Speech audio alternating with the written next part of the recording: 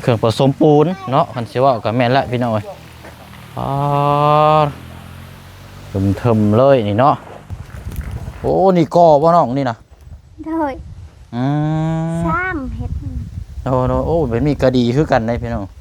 เพราะว่าถ้าบ่ก่อนถ้าเฮาเทลงไปนี่หนึ่งมานี่มันต่ำแห้งเนาะตัวนี้นะอันเอื้อยอยู่บ้านอันนี้บ่โดยอยู่บ้านช้างมันสร้างโอ้มาจุดนัดพบกันได้มื้อนี้เนาะดีแต่เจือมาบ่อยู่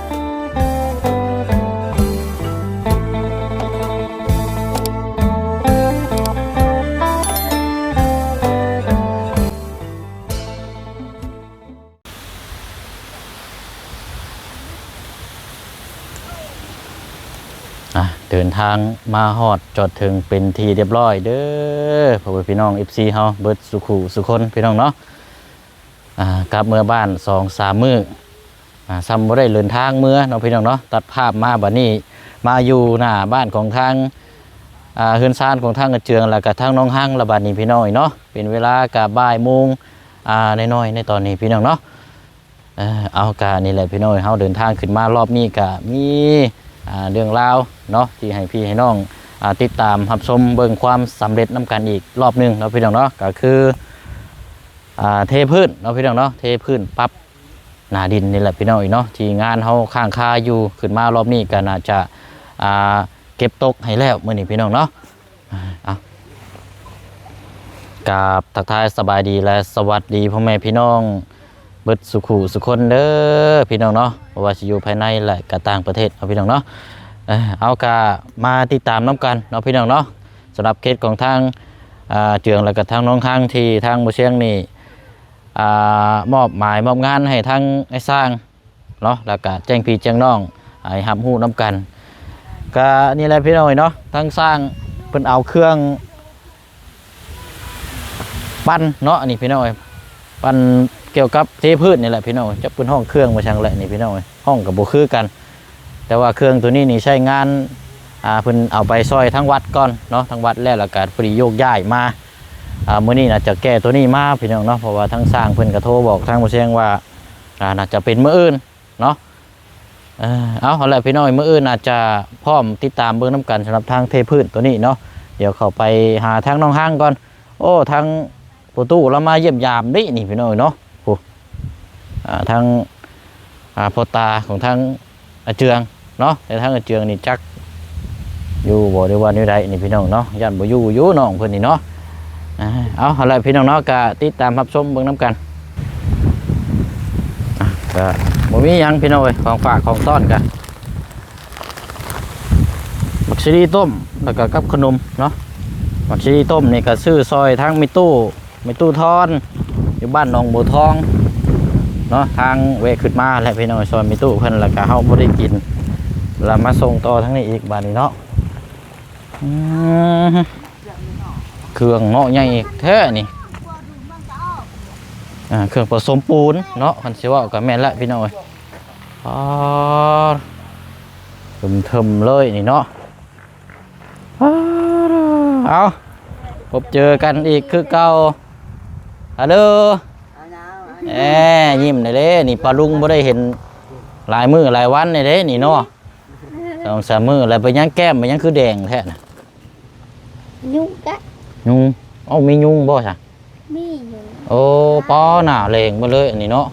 บ่ได้กางมุ้งบ่นี่เฮากางแต่เราลินแต่บ่ต้องหาซื้อยากันยุงมาจูดได้แบบนี้จูดไว้เนาะโอ้เก็มไปหมดเลยเละหมดเลยแบบนี้เนาะเสียหายความรอหมดเลยเนาะเห็นยังนะเห็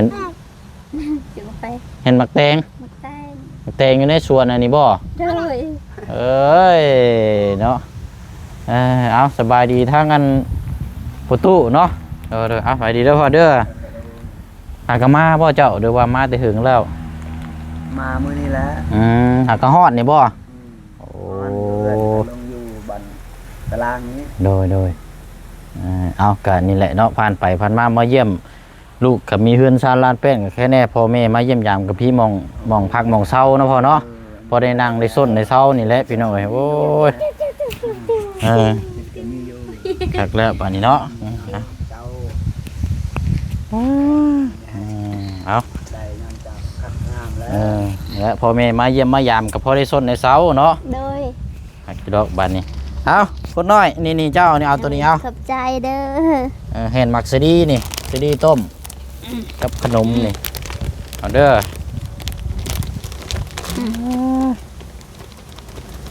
จะรัก แค่อันขนมหันก็ได้เล่าหรือว่าหมักสดีหันก็ได้เดี๋ยวสิให้อันน้องหางจับกล่องให้ก่อนจักหน่อย กินแล้วบ่ข้าว กินแล้ว กินแล้ว โดย อืม จ้าถูกประจันเลย เอาทั้งสร้างเฮานี่เพิ่นคนเครื่องผสมปูนมามื้อเช้านี่บ่เนาะ เมื่อวานนี่แหละ เอามาแต่เมื่อวานนี่บ่ ดู โอ้นี่แหละพี่น้องผสมปูนแล้วก็บ่ต้องเมื่อยเนาะโอ้รู้สึกว่าเพิ่นขึงอันนี้ไว้แล้วนี่เอาเดี๋ยวจะงอสิย่างเลาะเบิ่งก่อนไปทางไหนล่ะหัวหน้าเฮา ไปตัดหญ้า ไปตัดหญ้า ดู ตัดหญ้าอยู่ไสน่ะ อยู่ชวน อยู่สวนพุ่นบ่ โดย โอ้ ไป ไปแต่เช้าพุ่นบ่ ไปแต่เช้าเลยไป อื จัก ม เรียกขาตา กินเฮิมชวนกิน ก็ไปแต่มื้อนี้บ่ตัดหญ้านะเนาะ โดยห่างก็ไปมื้อนี้ อันว่าแก้กล้วยได้สิเป็นจังไดอันยาแต่หึงน่ะบ่ ยาแล้ว เบิดดอกบ่ เบิดแล้วเวียดเมื่อแล้ว เบิดกล้วยแล้วเนาะ ดู วันนี้ก็เฮ็ดเวียกส่วนโตได้บัดนี้เนาะ เลย ตัดหญ้าแล้วก็เตรียมปลูกข้าวปลูกน้ำเลยเนาะ ตัญญาชวนกล้วย อืมหญ้าที่อ้ายไปเบิ่งตัวนั้นแหละเนาะ เลย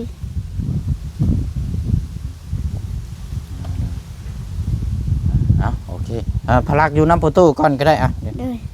ให้ประตูมานั่งนี่ก็ได้นี่ให้เรานั่งดินนี่ประตูนี่มานั่งพี่เจ้านะ มาไหนบุ นี่ให้เรานั่งนี่มันว่าโจมเนี่ยมันยังให้เอาอยู่น้ำพอตาก่อนโอเคไปเนาะมาพี่ก่อนก็ได้บ้านนี่ยังนี่สร้างนี่เพิ่นขึงได้แต่มือได้อันนี้ฉน้องนี่นะ แต่มือเราไปชงอันนี้ อันแต่มือแกเครื่องนี่บ่ เลย มือวานนี่บ่ หวานนี่แหละ อันนี้เครื่องนี่พอดีได้นี่บิดหลังคานี่พอดีเลยโอ้ซึ่งบอกตามหลังคา เลย กลมผมยาวโอ้นี่ขุดเลยได้นี่เนาะ เลย ยังบ่ทันแล้วได้นี่เนาะ เลย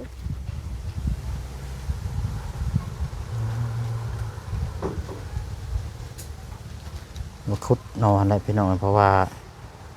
เอาดินไปถมพุดเนาะ เลย โอ้ดินมาจากต่ำพุดเอาขุดเอาตัวนี้ลงไปแล้วจังเทเบิ่งอันนี้หนาดินหนาจักสิได้เท่าไรแล้วจับมาเนี่ยวันนี้อันตอนแรกคุณบ่เจืองมา เลยตอนแรกแล้วมา มาตอนแรกจะเข้ามาใหม่ใช่เนาะ เลย เอามาหากมาฮอดได้กะมาฮอดเดินทางประมาณ10 โมงออกมาแต่บ้านเราใช้เวลาขับรถบริยุทธ์ด้วยพี่น้องเขายังบ่ทันได้กินอยู่ได้ ตอนนี้บ่ายโมงปลายประมาณเดิน3 ชั่วโมงเนาะ3 ชั่วโมงน้อยๆโอ้เอา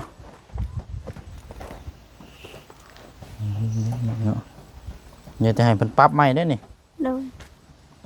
ปรับใหม่เคลียร์ใหม่นี่โอ้นี่ก่อบ่น้องนี่นะ เลย อืม สร้างเห็ด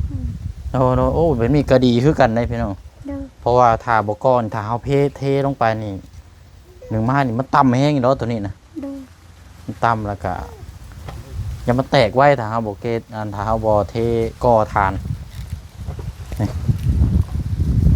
เป็นก่อเต็มมือได้ชานี่นะ แต่มือเราไปชงเครื่องนี่แหละ มือซื้อนั่นบ่ เลย ซื้อหรือเมื่อวาน เมื่อวาน เออ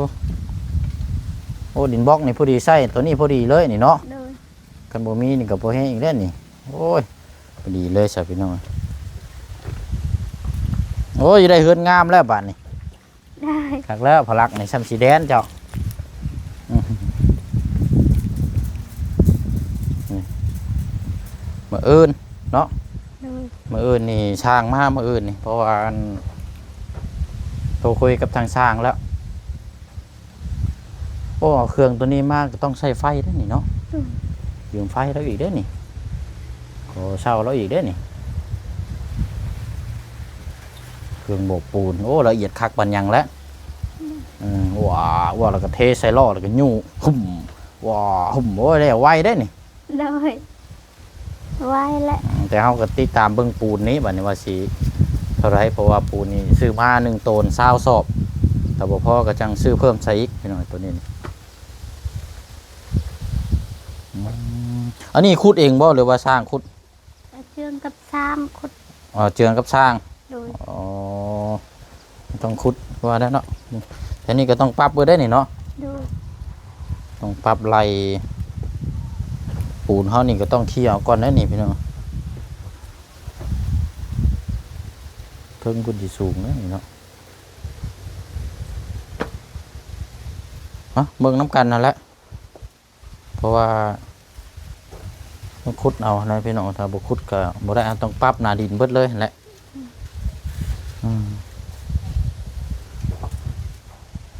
ใส่เครื่องใหญ่ซ้ำเนาะมีอันภายในเข้ามาหาน้อง เบาไล่ บ่ไรมื้อนี้บ่ โดย เราออกไปแต่เฮิงนะบ่ แต่เฮิงแล้วล่ะบ่ บ่ไรก็หาก็ขึ้นมาเหนือเด้นเนาะ โดย เราก็รับผิดชอบเวียกอยู่รุมพุ่นก็อยู่บ้านนั่นก็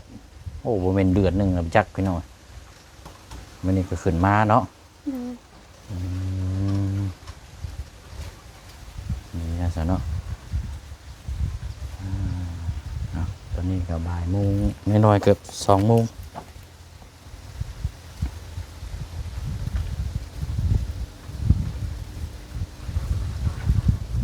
อากาศร้อนกับแบตโทรศัพท์กับเปลืองเลยพี่น้อง โดย ดูว่าแบตเขาเสื่อมเองบ่ดูว่า มันยังไผอยู่เทิงน่ะ น้องคอย ฮะ น้องชาย มานำกันกับประตูบ่ โดย ว่าอยู่เนาะไผมาหาบ้านนี่ เอื้อยเฮา โอ้มีแต่คนมาหาแท้มื้อนี่ เอ้ย เอามา ไอ้ อันเอื้อยอยู่บ้านอันนี้บ่ โดยอยู่บ้านช้าง มันสร้างโอ้มาจุดนัดพบกันได้มื้อนี้เนาะ โดย ดีแต่เจือหมดบ่อยู่เนาะ โดย เดินไปสายยางไปพุ่นก็ได้มาพี่ก็ได้ไปหาเอื้อยเจ้า โดย ได้หยังมาฝากมาต้อนมาแวะมาลิ้นเนาะมาได้เนาะ คือป้าพี่ละเจ้าน้องนะเป็นชดาให้ลงอารมณ์บ้า เอ้ยผู้อยู่บ้าน สร้าง บ้านช้างผู้นี่เนาะ โดย นี่เลย เออก า อันนี้บ่ผัวเจ้าผู้นี้บ่โอ้คมเหรอเนาะเราได้ผัวรอแล้วคมคมคือฝรั่ง เอาละปวด เท่าไรก็อายุ เรา 25 ปี สาสอง 26เนาะ ไอ้กูมันตัวเนาะ ทางนี้ได้สักเท่าไรเมียจัน จักไปบูเลย เท่าไรก็ประตู เนี่ยอาอายุยุนะ แต่มันน้อยเอาหัวนี่มันใหญ่เลยครับแบบอันดูมีพัว20 ปีแล้ว เอาผัวนะ20 ปี อันนี้20 ปีนี่ ตัวนี้ว่า20 ปี 20 ปี เอ้าห่างจากน้องห่าง2 ปีบ่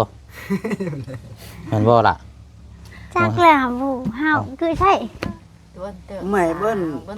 ไป สำรวจว่าที่ทำไม่ตาย เจ้าน่ะ17บ่ 17 ปี 17เนาะ เขาลืมแล้วปึงบาร์เซโลกลัว โอ้ต้องเบิ่งสมุนครัวเนาะ อันนี้เขา หางยินแว่วๆว่า17เนาะทางอาเจียง18หรือ19ทางอาเจียง เรื่อยเลยป่ะ อื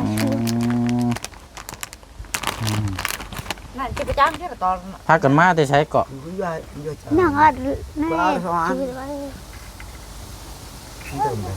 มาแต่บ้านนี่บ่เว้ย มาไปบ้าน มาแต่ว่าห้าน มาแต่บ้านน่ะมาเล่นนี่เนาะ มาในบ้านอันนี้กันไล่มันอายเข้าคนลาเขาบอกเขา ลูกเขานี่ บ่ลาวก็บ่ได้เนาะ อ้ยนี่เป็นกลางเลยนี่ เออ ด้วยสุด ไอ้กอกอันคนอยู่บ้านเรา ซ้ำมีดอกอันทางน้องหางแต่ก่อนหน้ากันเนาะ แม่น ก็มีแต่ยิ้มซื่อๆเนาะเดี๋ยวนี้ใครแน่เดี๋ยวนี้เดี๋ยวนี้เว้าลาวได้หลายแน่เดี๋ยวนี้แต่แรกๆงั้นโอ้ยก้มอย่างเดียวบ่ทันก็หัว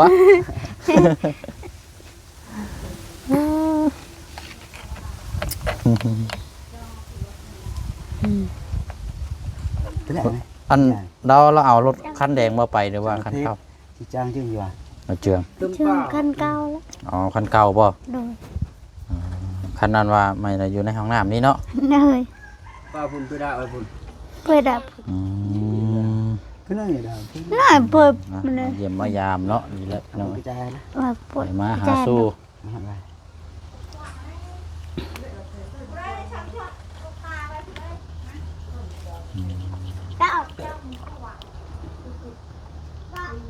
หาแนวกินเนาะกินข้าวบ่บ่ได้มีแนวกินบ่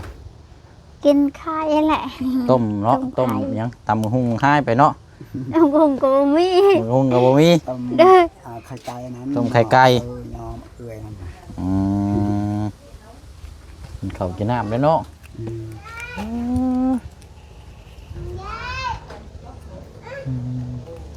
ฉันเอาฮะจับมือกัน จังหวัดเทพคือต่าง นะยังครับพี่กันอันนี้เป็นหนูมาเลยบ่น้องหรือว่าใส่รถแกมา ใส่รถ ใส่รถแกมาบ่ ดู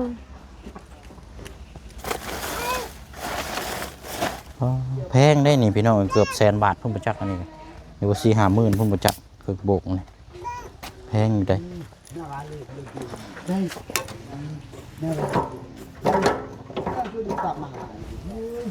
อันก็เปี้ยเบิ้ม นี่แหละนี่เนาะบ่เคยเห็นจักเทื่อ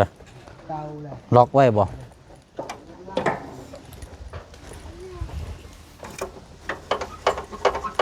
โอ้อะถ้ารอเบิ่งมื้ออื่นติดตามเบิ่งน้ำกันหมุนขึ้นอยู่ได้นี่เนาะเพิ่นล็อกไว้บ่ แล้วล็อกเลย เดี๋ยวมันสิหมุนเนาะหมุนอืดนี่แหละพี่น้องสะดวกสบายงานออกงานทำเมาตัวไปใส่เครื่องนี่ปั้นตักแห่ทรายเขานี่บดเลยเทพื้นขึ้นซานสะดวกสบายตัวนี้นี่แต่ว่าสวยแห้งกรรมกรเท่าหลายแต่ทีแน่ๆนะคือว่าแดดแท้นี่เนาะ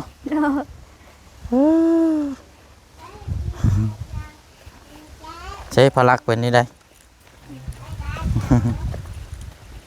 มันโฮมไปก่อนก็ได้จังน้อยก่อน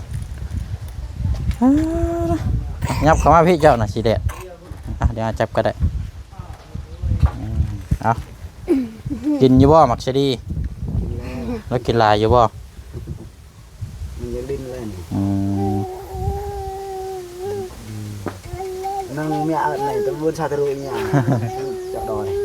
แล้วก็ดึงเดี๋ยว แหละตัวจะได้ป่ะ เอากลับหรือว่าน่ะ มันเลยกันเลยไประบาด อ๋อ ไปเปลี่ยนหน้า เนี่ยก็ แล้วทำไปซื้อเครื่องให้ลูก ซื้อเครื่องให้ลูก แม่นใส่นาใหม่อีก ผักรักมันต่อไปเนาะ รัวเนาะ นี่จ้ะ เนาะหมวกกันน็อกกะเทะด้วยมีหดเบ้นตา ไปประเทศเวียดนาม นี่ใส่หมวกเวียดได้นี่เนาะ ถ้าพูดจะได้ จับดีๆเด้อจับเมียพ่อดี อยู่ๆพุดเลย ๆจับเขาจังหน่อยนั่นแหละ ราคาอะไร จับแน่น แม่ตัดอยู่เลยเอาคือเปาะเลย ๆเอามืออะไรเนาะ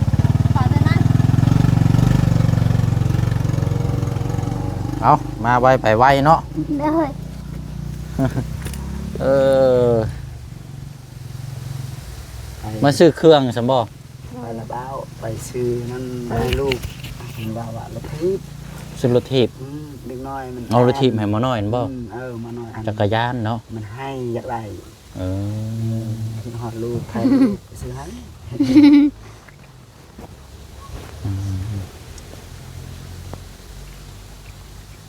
ดีแล้วอันนี้จังน้อยก็คือกันได้นี่ แม่ เลย มีบ้านฮอดทางแวมายามน้องพวกเอื้อยอัน พระเจ้าไปเพิ่นบ่ไปชายแดนเพิ่นบ่ โดยไปอยู่บ้าน ไปซื้ออยู่ชายแดนพุ่นนั่นเนาะ โดย แต่ว่าอยู่บ้านดงเนี่ยเคยมีอยู่แล้วรถถีบค่ะ มี มี เหมือน แต่ กันเราว่าแพง แต่ว่าราคาเนาะ เออ โอ้ดึงเงินโดนนั้นเนาะมันแพงแล้วเฮาก็สู้เอาไว้เนาะ โดย ฮอดเวียดระเบา อืม ไล่เครื่องซื้อนะเครื่องเล็กๆน้อยๆจะซื้อนะหมดน้ำกันได้ไปแล้วไปเทนึงอะไรแนวซื้อทำสบู่ทำนั้น อืม จ้า อ้าวเฮียแล้วฮะ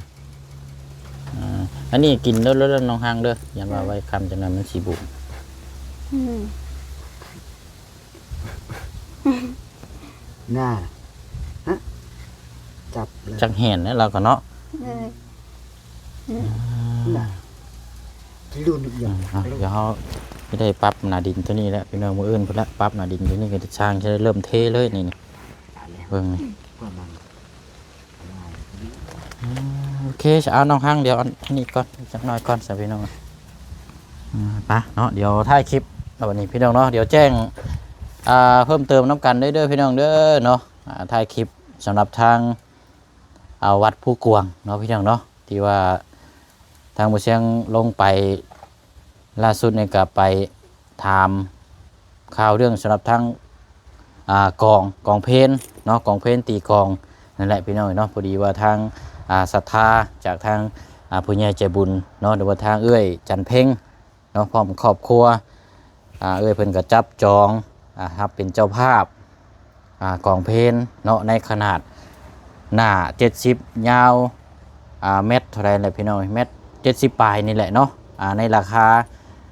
17,000 บาทที่บ่เสียงลงไปเบิ่งก่อนนั่นแล้วก็ถ่ายทำให้พี่น้องเบิ่งนํกันนั่นแหละพี่เนาะทางเอื้อยเพิ่นก็จับจองเครื่องนั้นเป็นที่เรียบร้อยแล้วพี่น้องเนาะอันหน่วยกองนั่นแหละบัดนี้ก็บ่เสียงจะลงไปแจ้งทางญาอีกเทื่อนึงเนาะแล้วก็สิได้พูดคุย